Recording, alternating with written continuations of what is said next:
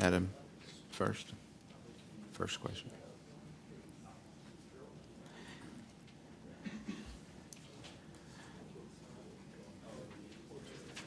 Xavier's on its way.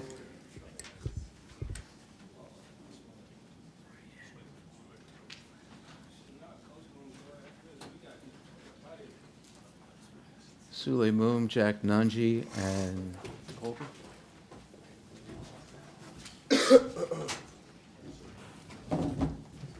All right, we have.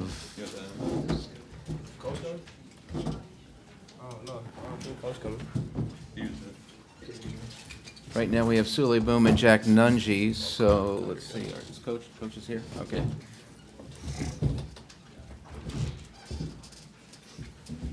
And Coach Sean Miller. Whenever you're ready.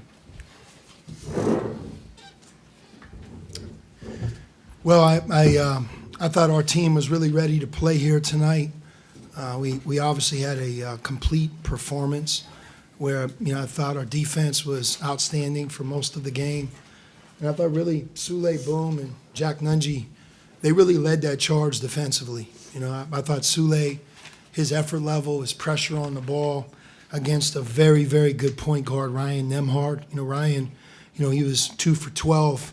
I think Sule had a lot to do with that. He really gave tremendous effort on that end. And Jack, not only dealing with Kalkbrenner in the post, but so many different times Jack saved us with his rim protection and his help. And, he got stitches at halftime.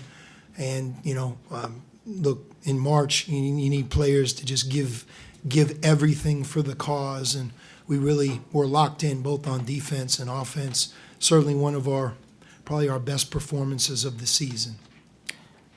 First question from Adam right here. Sule, the last time that you guys played Creighton, Ryan Nemhard sort of locked you up a little bit, held you to a season low 2 points. Did you think about that at all in preparation for this one?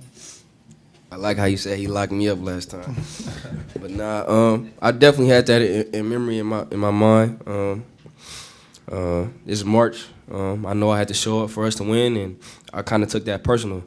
So I know I wanted to come out and accept the challenge. He's a good point guard, and we had great games with him. So I just came out and took the challenge, accepted the challenge, and did what I did for my team on both ends of the floor tonight. Over here, Joel. Sean, obviously you had a lot of praise for Kalkbrenner back in Omaha, and I'm sure Greg McDermott thought he had an advantage with Kalkbrenner on Hunter and Kaluma on Nunji. I guess what do you feel went right with those matchups today?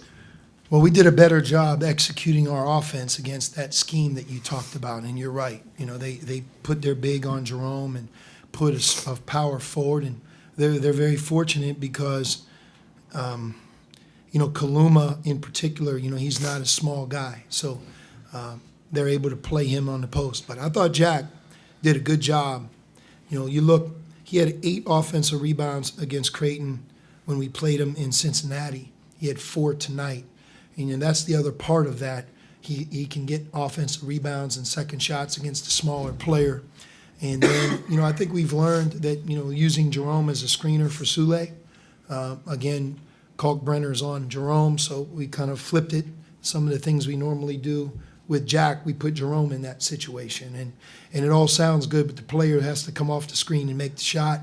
And we got one of the best in Sule. He comes off clean, without room, without any defender on him. The ball's going to go in. And he had a big night tonight. Over here on the right, Matt. This is for Jack.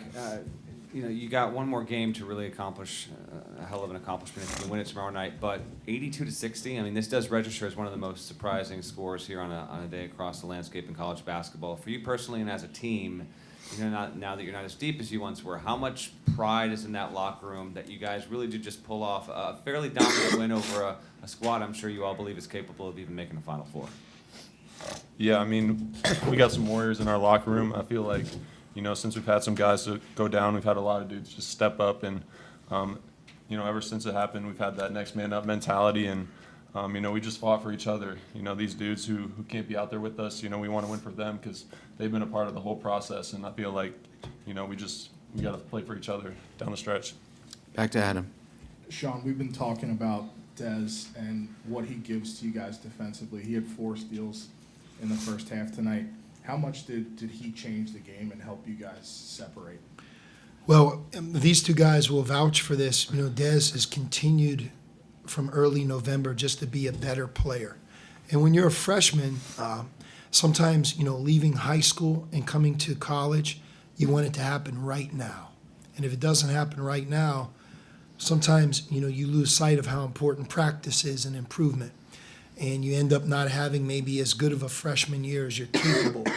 In Dez's case, his attitude is his greatest gift. He's accepted coaching, sometimes hard coaching. He's learned to play multiple positions. You know, early, you can ask Sule. Dez had the talent to be a good defensive player. He didn't realize all that it entailed. Right now, you know, Dez is one of our team's best defensive players. And the 4 steals is one thing, but he allows us to have size and flexibility on our defense that really help us. And then offensively, you know, his ball handling and ability to get to the basket, I think sometimes gives us a different dimension. Over here on the left, Ralph. Sean, for those of us who are sort of like catching up to your, for those of us who are catching up to your team a little bit here, without Fremantle, you guys have really played great. What's been the adjustments and why have they worked so well? Yeah, I mean, with Zach, we were 17-5, certainly a high-powered offensive team, and we were a team that was learning to be better on defense. You know, when we first lost him, we didn't know how it would go. So kind of like Jack's point, it wasn't just Jerome Hunter, who I do think deserves a lot of credit. He stepped into Zach's role. But Desmond Claude has emerged, and then, you know, Cesar Edwards has emerged. But I also think that just our overall team, the 4 other starters, they've improved. Each of them is more confident in their role. And, you know, last night I think what upset the 3 of us about the DePaul game, DePaul has firepower and they made some great shots. But we weren't at our best on defense. And we're lucky to be standing today to learn that lesson. You can't say that about our team here tonight. You know, we came out, we played some really good defense and offense, and that's when we're at our best. And then, long-winded answer to your question, I think we're a better overall two-way team now than we would have been through the first 22 games. Staying on the left side, Jamal. Coach, you got Marquette next. What kind of problems do they present? Many problems. They're an outstanding team. You know, all the awards that they won this year, they certainly deserve it. I will take you back to our game in Milwaukee, and I think Marquette would probably say the same thing. It was a great game.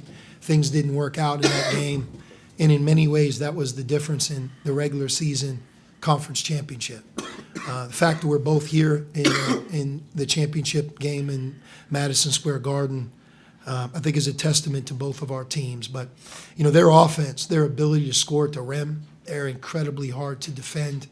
And we're going to have that same defensive mindset tomorrow. Right here on the left. This is really for any of you guys. Last night versus DePaul, you guys only led for less than 3 minutes and still found a way to win. Now tonight, you let Creighton lead for less than 3 minutes. And what does that say about the ways you guys can win in multiple fashions come March? Yeah, I think it just goes to show, you know, the team we have. I'm going to say the same thing that I said last night. The game isn't determined by one more or one segment. You know, you got to push through for all 40, and I think that's why we have a resilient group. We're going to keep fighting, you know, no matter what the score is. At any moment in the game, we're going to give it our all. Joel. So, like, we talked about the benefits of Jerome as a screener, and it felt like as the game went on, you know, life got harder for Nemhard, you know, with every possession, getting over those screens. Obviously, you're good to pick and roll. I guess what you like about the way they played that? I mean, that's the way that they play their defense. Last game, last time we played them at their house, I didn't do a good job of making them hard come off the screen. So this game, I made sure that I was coming off tighter, so I could have that spot to shoot or hit my man on the roll or the pop. And this game, I made sure I did that. Last time we played him, I didn't do a good job of that. He was able to get over the screens, and I wasn't able to get looks, or we wasn't able to make plays for each other and stuff. So this game, I made sure I did that, and it worked for me and my teammates. Last question. Sean, as a player at Pitt, you never got the opportunity to play in a Big East final. So how special is it in your first year back in this league as a head coach to have this opportunity tomorrow night? Oh, it's incredibly special. I mean, it's special just to be here at this podium talking to you guys and as a member of the Big East and competing in the Madison Square Garden. Like I told these guys at the end of the game, you really understand once you get here the pageantry and why everybody makes such a big deal about the Big East tournament. But there is a big difference between advancing in the tournament and just playing in it. As a player, that's what I did. I played in the Big East tournament. But when you're playing for the championship, that's more sacred ground. That's legacy for guys like these two guys. And, we have to be ready. All that we can control tomorrow is, can we be the best that we can be? And if so, I think what you'll find tomorrow is it's going to be a great game. And that's what we're hopeful that we can do. Xavier, thank you. Thanks. Thank you. Don't fall.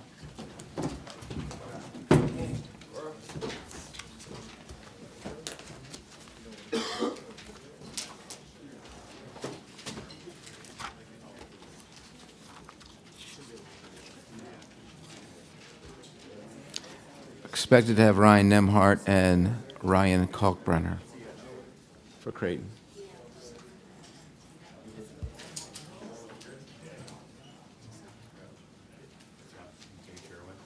Yeah. Thank you.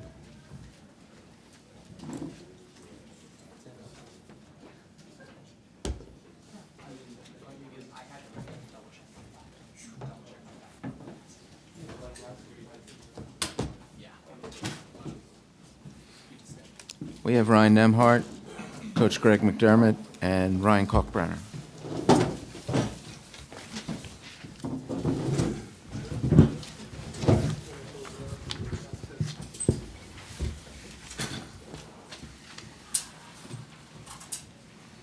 Whenever you said.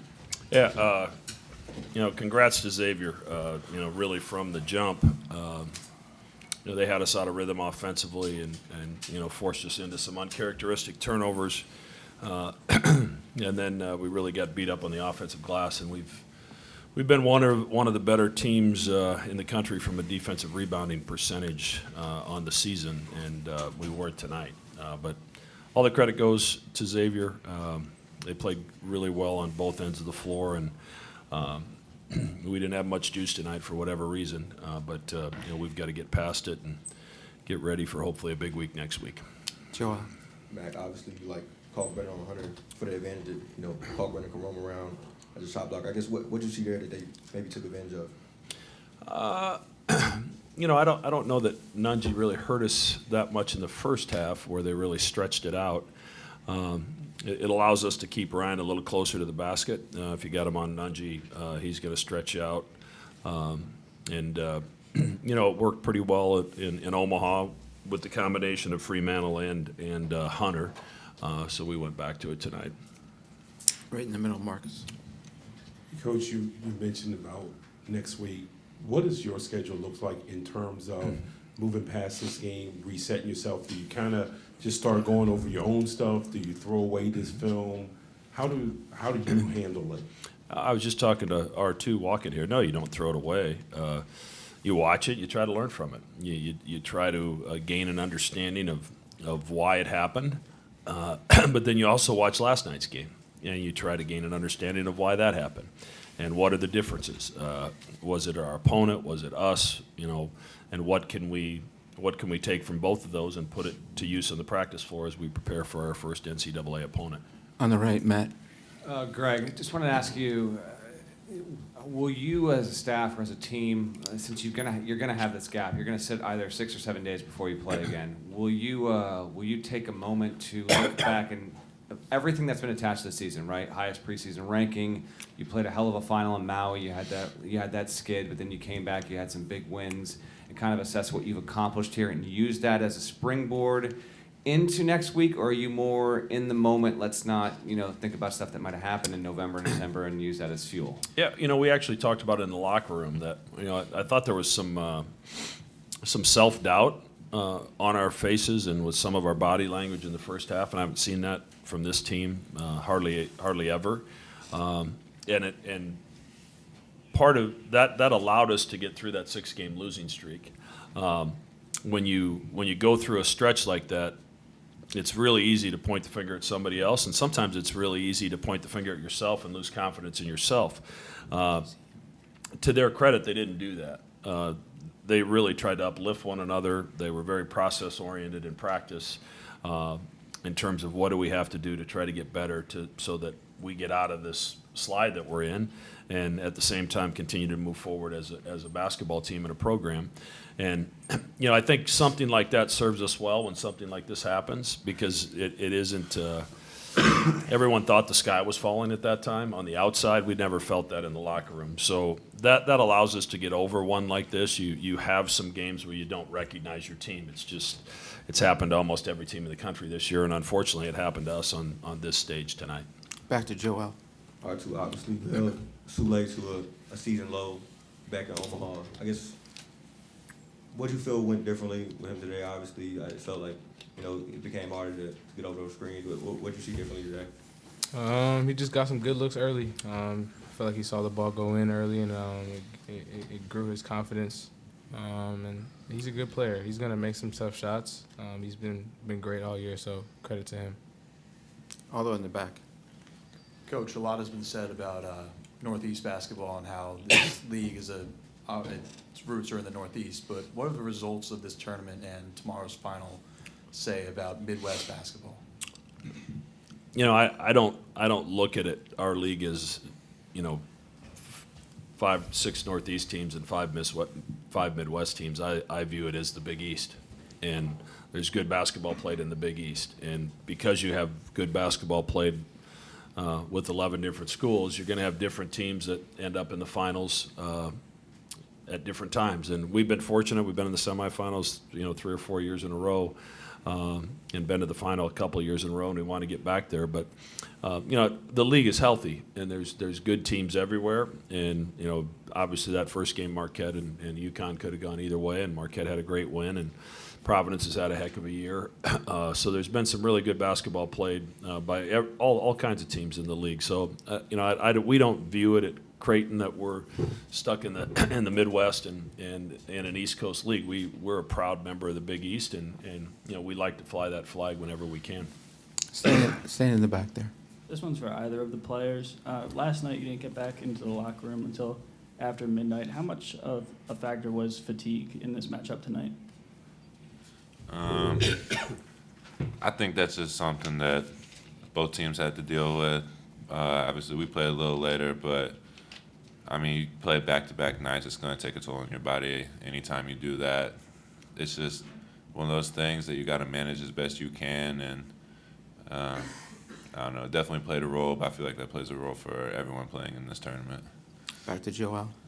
Ryan, obviously you've been here a few times now, and you guys have come up short in this tournament. But considering the preseason expectations and whatnot, there's still more to play for, and obviously people expect you guys to go on a deep run. I guess how much more weight is there now on a tournament run? I think this team just, from the beginning of the year, had expectations to hold ourselves to a high standard to go on a deep tournament run. No matter what happened in this tournament, no matter what happened in the regular season, we always had that goal of going on a deep run. I wouldn't say there's any more pressure on us. I think we want it as bad as we did before, maybe probably a little more now. So I wouldn't say there's more pressure on us now. I just want to go play and win some games now. Last question. Kalk, for you, obviously tough loss, but perfect from the floor, 7 of 7, even knocked down a 3. And given, you got the tournament next week and you went down in that first round game at Fort Worth a year ago, how motivated are you to, get a little personal payback and, help try to lead this team to your goal of getting to the second weekend and beyond? It's just a great opportunity. Obviously my freshman year we made it to the second weekend, but I didn't have as big a role in that team. Last year's team was a lot of fun to be a part of, and just got hurt the weekend before, and just another great opportunity this year to hopefully stay healthy, win a few games, go to the next weekend, have some fun, and just make a great trip out of it. Creighton, thank you. Thank you. Have a great weekend. Thanks, Ron. Do well next week. Thank you, boys.